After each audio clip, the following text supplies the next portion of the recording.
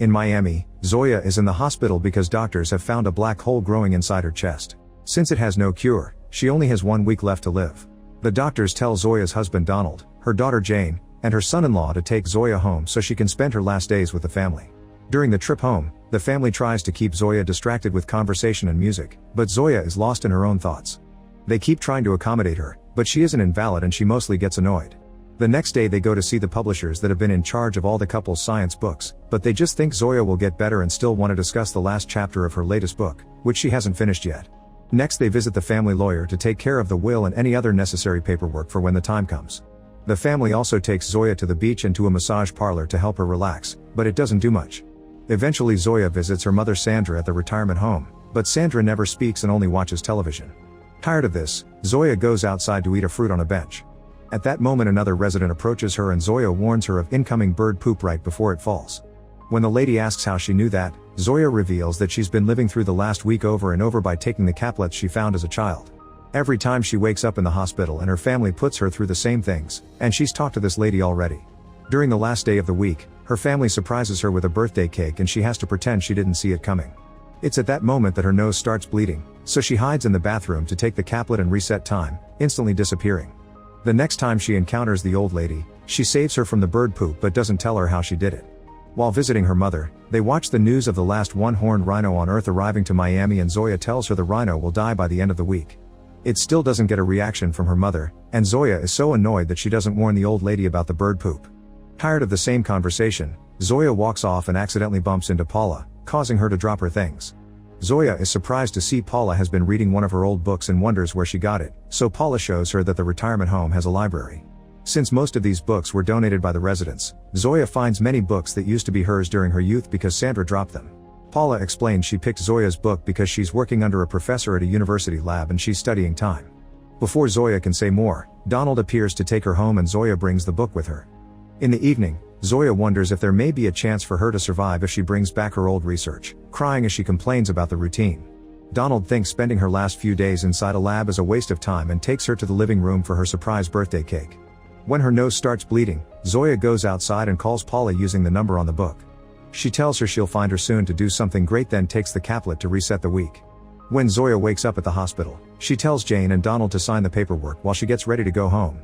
However, as soon as they're gone, Zoya carefully sneaks out of the room and nobody sees her because they're watching the game. She escapes through the fire exit and gets a cab, promising the driver she'll pay when she gets home. Minutes later, Zoya takes the hidden keys outside and enters her house, where she puts her caplets, books, and some clothing in a suitcase. After changing into fresh clothes she comes out ready to pay, but the cab is already gone. Next she goes to see Paula, who doesn't recognize her because of the reset. Zoya explains everything but Paula doesn't believe her, hiding her hand and asking how many fingers she's holding up to prove the story. Obviously Zoya fails the question, so she resets the week again and this time she does pay the taxi driver. The next time Paula tests her knowledge, Zoya guesses many things, like all the hand gestures, the cat meowing, and Paula's next few questions, meaning she's been through this conversation many times already. Finally believing her, Paula agrees to help and they go to the university while Zoya explains she tried figuring out how the caplets work 30 years ago, but life happened and she had to quit her research. She can only take one caplet at the time. If she takes another one now nothing happens because the other one needs to leave her system first. Her goal with this experiment is to fix her life so she can have more time and reach the greatness she wanted. The lab and the equipment are quite old, but they'll have to do for now. Zoya shares what she knows: the caplets don't burn, melt, or dissolve. It's almost like they were never really there and they're constantly regenerating, as if existing in a state of limbo. Paula wants to look at the regeneration itself to break it down, however Zoya points out that the process is happening at a subatomic level. Instead she thinks they should try to replicate it like she started to do in her youth. An argument ensues on how to proceed and Paula gets an idea, so she leaves the lab to get some help.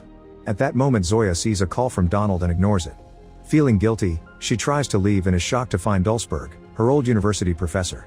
He's happy to see her and invites her to his office, where he's shocked to find Paula searching his desk. When he freaks out, Paula says she's working with Zoya and that she's only kind of student here, which confuses Zoya. Dulsberg gets even angrier and blames it all on Zoya, remembering how he'd been impressed by her test scores and thought she'd be someone great, but she turned out to be a lazy and entitled student. The women are kicked out and Paula tries to convince Zoya not to take Dulsberg's comments seriously. However, Zoya confirms he was right. She was lazy because she would pass the exams by resetting time. Then Paula brings out the box she stole from the professor's office. It's a nanoscopic man. An experiment was successful enough to shrink a person, but they weren't able to stop the process, so he continues shrinking to this day. To work with him, the duo goes to a cold, dry aging room because normal room temperature may bring bacteria and mold to the box. 100 years for this man are just a few seconds in the normal world. Paula plugs the box in because the man has a transmitter in his suit, meaning he can make messages appear on a little screen and receive them as well. His suit also has a particle detector, so they drop a caplet into the box for him to analyze. After the caplet shakes for a few seconds, lots of strange code appears on the little display and the computer connected to it. Paula looks at it and confirms Zoya's right. The caplet is constantly changing, cycling through many different structures. At the end of the day, Zoya stays at Paula's and shares that she found the bottle of caplets when she was 12 while walking in a golf course. It was just lying there and she took it because it had her name on it. There was nobody around, but she did hear a voice saying, "You'll change the world." The next few days the duo keeps on trying different methods to understand caplets, but they don't make much progress, especially since the old equipment keeps breaking. Zoya has to reset the week multiple times and escape the hospital every time to recruit Paula and start over. In a few resets Zoya does go home to be with her family. When Jane gets anxiety because she's stuck teaching music to kids instead of being a composer, Zoya insists she should be playing in her free time until she gets her big break. This is based on her own childhood, because kid Zoya used to promise her dad that she'd be a scientist just like him. Resets continue to happen and so does the research. The duo isn't making any progress, and Zoya is scared that even with all the time in the world she won't be able to succeed. One morning before Zoya arrives to recruit Paula, her real situation is revealed. It turns out the professor she was supposed to work under suddenly took a sabbatical and it was too late for her to choose another one this year. Many resets later, Zoya and Paula wait for a little explosion to happen in the lab while discussing other options. Paula thinks it's strange that Zoya never got any support for her research in the old days, so Zoya admits that after graduation she didn't join a science program in Europe like her fellow students. Donald had told her to be sure it would make her happy, which had made Zoya realize she didn't actually enjoy experimentation, she only wanted to figure the caplets out. Then Paula asks about her old research and Zoya remembers it was left behind with her mom's things. At that moment Zoya's nose starts bleeding, so she takes the caplet to reset the week. She goes through the usual process of recruiting Paula and they go to the retirement home to search her mom's old boxes. Sandra kept her own psychology papers and a newspaper article about research at NASA by Zoya's ex Mark, but she didn't keep any of her daughter's work. While wondering what to do next, a nurse tells Zoya that Donald is around desperately searching for her in tears. However, when Zoya tries going after him, he's already gone. On her way back, Zoya thinks about the day she told Donald she wasn't joining the Europe program.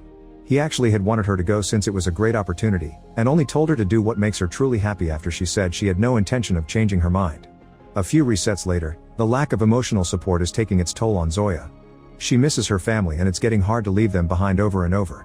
Meanwhile, her family keeps getting the surprise cake ready, but she never shows up and Zoya wonders if they're just standing there through the resets waiting for her. After hundreds of more resets, Zoya realizes she's been stuck in another dull routine and announces they've finally tried everything, so there's no point in continuing. Paula insists they shouldn't give up and tells Zoya to ask Mark for help, but Zoya just wants to be with her family. Now it's Paula's turn to snap, pointing out she's risked her job and stole the little man just for a lady that showed up at her apartment one morning. After revealing she also wants to go back in time to fix her life, Paula runs out of the room. Zoya follows her out and Paula gives her back the caplets. She didn't dare to take one because she was afraid she would get the black hole inside her body too. Paula wants to go back because when she was 15 she took her parents' car out without permission and drove over a nail. She put the car back without a word, thinking the parents would find the nail and remove it. However, they didn't see it and the tire blew up, killing them. Wanting to help Paula, Zoya announces she'll find Mark. That night Zoya shares that she found the caplets a week after her dad died and she tried to go back to save him, but she always woke up a day after his death. When Zoya mentions failing to be great like her dad hoped, Paula points out she wrote plenty of books and that's achieving a lot. The moment is interrupted by Zoya's nose bleeding and she resets the week, disappearing from Paula's room. After waking up, Zoya gathers her things and goes to see Dulsberg instead of Zoya. She goes on a rant about what he thinks of her and admits she can indeed be lazy or impatient, but at least she's trying and right now she needs Mark to achieve the next step. Impressed, Dulsberg gives her Mark's address.